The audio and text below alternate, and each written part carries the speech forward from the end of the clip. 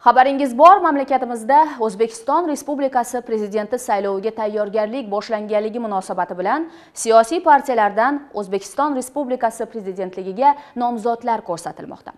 Hozirgi lavhamiz orqali O'zbekiston Adolat sotsial-demokratik partiyasi va O'zbekiston Xalq demokratik partiyasidan O'zbekiston Respublikasi prezidentligiga ko'rsatilgan nomzodlar haqida ma'lumotga ega bo'lishingiz mumkin.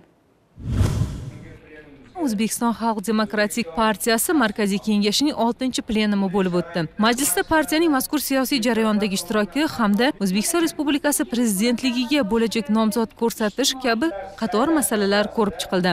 Muhokamalar yakuniga ko'ra partiyadan O'zbekiston Respublikasi prezidentligiga O'zbekiston Xalq demokratik partiyasi Markaziy kengashi raisi, partiya fraksiyasi rahbari Xottamjon Abdurahmonovich Ketmonovning nomzodi tavsiya etildi.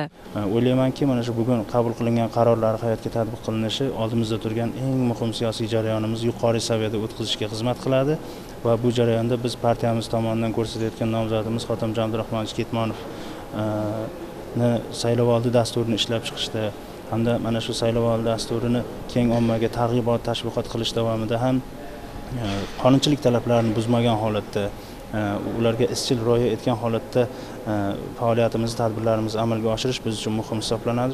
Shuningdek, tadbirda partiyaning navbatdagi 10-qurultoyi joriy yilning 14-oktyabr kuni chaqirilishi ma'lum qilindi. Plenum davomida ishtirokchilar vakolatli vakil, kuzatuvchi va ishonchli vakillarni tanlash borasida ham qator takliflarni bildirishdi. Sevara O'rinboyeva, Jasur Abdujalilov, O'zbekiston onlayn informatsion dasturi uchun. Targ'ibot ishlarini olib borish.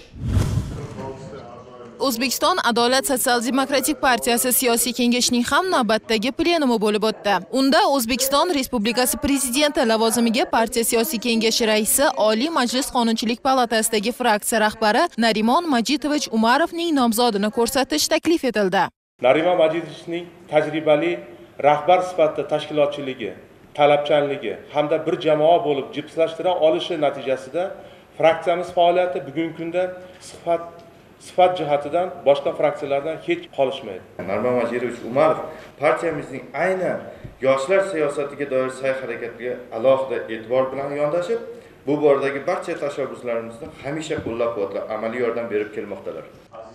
Plenumda O'zbekiston Respublikasi prezidenti lavozimiga ko'rsatilgan nomzod masalasini partiyaning shu yil 15-oktyabrda bo'lib o'tadigan navbatdagi 8-qurultoyda ko'rib chiqish to'g'risida qaror qabul qilindi. Fotima Madrahimova, Sarvar Yusupov, O'zbekiston onlayn yoshlar informatsion dasturi uchun.